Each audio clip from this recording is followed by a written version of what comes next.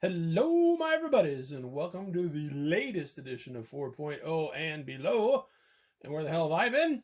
Well, let me tell you where I've been. Where I've been is in Omaha, and there I stopped at the Half Price Books. Now, I think I've touched on this before, a couple previous episodes, where the last few times that I have been in there, that place has been completely ransacked. But this time, looks like they got some more books in, and their little troughs of comic books appear to be replenished. And so I did a little digging, and one of the things I pulled out of there was this Lone All-Star Squadron, number 16. Kind of beat up a little bit, spine's a mess, but it's a buck. Yeah, what are you going to do? But one of the things that I was really happy to find in there was I managed to piece together not quite the first 10 issues of Justice League Europe, starting with number 1. Now this one is completely wrecked and water damage galore, but I always kind of wanted to read this. I always liked Giffen and Day and Mateus. Their humor speaks to me. I find it hysterical, and there's some pretty good, period-centric art by Sears and Marcus. And so couldn't find number 2, but I found number 3. Couldn't find number 4, but I found number 5. Okay. Also found number 6. Love that cover. Nice little cheesecake there. Some nice gams. And number 7. Teaming up with the Post Legends Justice League, which of course this is a spin-off of. And number 9. Or sorry, that's number 8. This is number 9. Looks like some super surgery going on here. Yeah, this is a weird period in DC where it seems like Power Girl's origin was changing from month to month because of the post-crisis fallout, and this is kind of like when Wally West was being a complete dick and all that fun stuff. And then finally got number 10 of the Justice League Europe. Really enjoyed those, so I'll probably do my best to track down those issues that I missed and maybe pick up a few more here and there and keep reading, because again, that was a lot of fun and a good read. Also, out of those comic troughs, was real excited to find a bunch of late Bronze Age Justice League of Americas, starting with number 182. Also got a 186. Pretty great Perez cover there. And number 187. Another body swap story. These things are full of them. Let's see. Number 188. This is probably the worst. Well, that Justice League Europe number 1 was pretty bad, but this one is in pretty sad shape too. But like I said, for a buck, what are you going to do? Now, these next ones, I've been wanting to read these for forever. Justice League of America 189, The Return of Starfish, Starro the Conqueror. And number 190. Pollard covers there. It's so great. Okay, and then issue 191. I think I had this one already, but in my zest, I was just grabbing everything that I found. Also, I want to show you something here. This is kind of interesting, because most of these books are all from the same seller, and I'd never seen this before, where, let's see if I can show you, where for some reason, here it is, the seller on these pages that have like full page ads, sorry for the shadow, little bubble gum there, he had basically taken all the advertisements and folded them over like so, which raised holy hell on the spines. So my advice, don't do that. So, okay, let's put this out of the way. Okay, I also picked up a Justice League 196. The Ultra Humanite, more Perez goodness there. 197. And this one in 198, I think this is another rare childhood casualty, because I remember reading this comic when I was a kid, where 4 of the Justice Leaguers get time displaced back to the Wild West and run into Batlash, Cinnamon, Jonah Hex, and the Scalp Hunter. And I think they adapted that sort of into the Justice League, was it Unlimited or the original series? And I finally got to read the conclusion with issue 199. Now, if I only have one complaint about these Justice League comics, and it's a minor one, there is a bit of a Silver Age hangover where you have these elaborate setups, and they're great and a ton of fun, but it always seems to end up with, oh shit, we've only got 2 pages left to wrap everything up. And they sure do wrap up in a hell of a hurry, but you know, they were fun, and I was happy to find all of these. And like I said, it's got me hankering to find some more of these. You can see these Bronze Age Justice Leagues. And the other, I guess, I don't know if this is a big get or not, but the other thing that I managed to unearth there was Captain America number 337, which I think is where Steve Rogers officially becomes the captain for a while. And then, because this is when the other guy took over, and whose name is escaping me, sorry. Once again, it's 2 a.m. And then he eventually took it in USA Agent, and et cetera, et cetera. And I'm done talking. Okay, now, moving on from half-price books. Oh my gosh. Okay, next went to the LCS, or not quite LCS, because we were in a completely different town. But I had a lot of luck there and found a bunch of Ghost Riders that I needed to finish up my Bronze Age Ghost Rider run. So we got issue number 42. And issue number 44. These were all in pretty good shape. I was very happy. Number 45.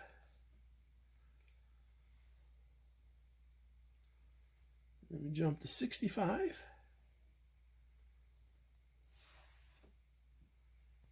And number 66.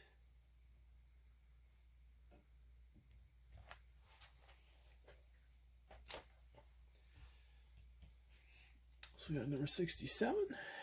John Walker. John Walker was the other. Oh my God. I'm such an idiot. Oh, wow. Yeah, John Walker. John Walker took over as Captain America there for a while. And he eventually became USA Agent. And then Steve Rogers put this suit on for a while. While Walker was Captain America, it was a thing. It lasted for about, I don't know, a dozen or so issues. And then Cap got the suit back, and et cetera, et cetera, et cetera. So my brain is still functioning slightly. Okay, where were we? Oh, yes, Ghost Rider 67. Also picked up Ghost Rider number 69. And Ghost Rider number 73. Now, I do believe, according to my precise calculations, that means I am only missing 5 total issues from completing that Bronze Age run of Ghost Rider. And that makes me very happy. Woogie. Now, in the last few episodes, I've also been picking up a lot of Spider-Man. And I picked up a few more. I got a Peter Parker Spectacular Spider-Man number 20, which will fill in a gap in that last lot I bought. And then, love this cover. Also picked up an Amazing Spider-Man number 157. I think that's John Romita Sr. Great Doc Ock fighting Spidey. And then also picked up Amazing Spider-Man number 239, which I believe is the second appearance of the Hobgoblin. So I was pretty happy to pick that up, and the price was pretty good on it. So all things considered, happy with that. And then the last thing I bought at the comic shop, and do any of you guys, anybody else besides me, kind of suffer from buyer's blindness? You know, you're so happy to find something and you grab it, and you throw it in your pile, and then when you get home, you pull it out and you look at it, and it's like, good God in heaven, how did you miss that? So I bought an Avengers number 26 that I thought was in pretty good shape. And then when I got it home, oh my gosh, there was a horrible, horrible subscription crease going right down. You kind of lose it there pretty easily, but through Atuma's little carapace there, I don't know how in the hell I missed that. But, you know, for the price and, you know, as low a number that is, I'm not going to play too much because, like I said, the rest of the book is in solid shape. The pages actually are pretty close to white. So I think we'll consider that a win. So that was the last pickup from the comic shop. We did get a few things off eBay, not a lot because we bought a few big things on eBay. And some of the things that I picked up was sort of one of the big things that I got. I poked around the seller's store and picked up a few other things there just to combine some shipping and some cheaper things that I found. I picked up another Howard the Duck that I needed, number 10. Out of the egg and into the fire pan and the frying pan, Doom in a Dark Dimension. And then I also picked up a Blue Beetle, Old Charlton, number 3. It might be the first appearance of the Madman. Again, I don't care. I just think Ted Kord's that cool. And then also another Charlton book. I don't think I had any other of these. I got a $6 Million Man, number 5. Okay, now we'll get to the big stuff that we got for this batch. Starting with another Spectacular Spider-Man. I picked up a number 9, which is the first appearance of the White Tiger. Was very patient with that and finally found one that I didn't think was too overpriced. And again, was very happy to pick that up. Okay. And then the next one. Oh, no, I'm not going to be able to find it. Okay. Circling back just a little bit. So organized. You remember, picked up number 239, which is the second appearance of the Hobgoblin. And I decided, you know, it's high time for you to pick up Amazing Spider-Man number 238, the first appearance of the Hobgoblin. Now, again, we touched on this before. My Spider-Man buying habits are atrocious, where I always seem to tail off right when something big happens. First appearance of the Hobgoblin, first appearance of Silver Sable, first appearance of Venom, because I'm an idiot. And I remember back in the day thinking about picking this up because this was back when it was a wall book, back in the late 80s, early 90s, and I just thought $20 was too much. Well, let's just say I paid significantly more than $20 for that. But the price is pretty good, and the tattoos are present and accounted for. I know everybody gets in a dither about that, and the seller on eBay was really nice. I made him an offer. He took it. I bought it. Yay! So, got that picked up and added to the PC. So, speaking of big keys, another run that I've been working on, or had been working on like last year, but sort of gave up on it because there's one particular issue that was really blown up and got really expensive really quick, and it's only gotten worse with the movie coming out. And was browsing an eBay store, an eBay seller, and according to the description, it was this comic. I'm not going to spoil it quite yet, but the picture was of something completely different. And it said that the condition was low and the price was really cheap.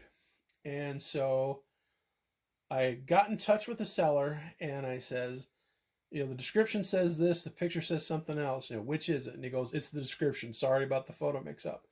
And so I asked, could you send me some photos? And he did right away. And I looked at the condition and looked at the price that he was going to charge. And holy crap, buy it now, buy it now. And so I did. And I picked up a copy of Shazam number 28, which is the first Bronze Age appearance, non-Golden Age appearance of Black Adam.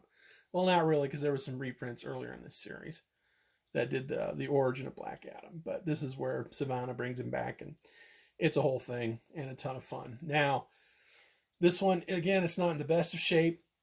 When I got the book, the sticker on it said $360. I paid about 80% less than that, and I got it for a little over $90. I think it was $100 with shipping. And so, and again, the shape is not the greatest. The spine is kind of wrecked, and there is some 2 creases that go the full length of the book, and the wrap is kind of messed up, as you can see from the top there, but don't care, got mine. And the same seller, then it's like, okay, full speed ahead, I'm finishing this run. The seller also had a Shazam 29, so I picked that up. So I think I'm only missing 1, 2, 3, 4, 5, 7 issues of Shazam now. I think that goes to issue 35. And with that big obstacle of 28 out of the way, I already got the ISIS one. So this should be a lot less expensive now. So I think I can get this run finished up this year too, which makes me happy. Okay, and speaking of finishing up runs, we will finish this episode. I bought another slab in an effort to finish up that X-Men run, that Byrne and Claremont X-Men run. And so I picked up X-Men number 125. That glare is awful again. Okay. Let's see if we can do that. Okay. There we go. Yep. So now I think all I'm missing for the Byrne Claremont stuff is issue 110. And hopefully, again, we're going to try to get that yet this year. It is a CGC, and the grade is a 7.0. So there you go. A couple big gets this time with that Shazam and that first Hobgoblin appearance with the tattoos intact. Thank you. And so that'll do it for this episode of 4.0 and Below. This is your host, Comic Grump, reminding you to never, ever be embarrassed about what you can afford comic book-wise. And until next time, we'll see you later. Bye-bye.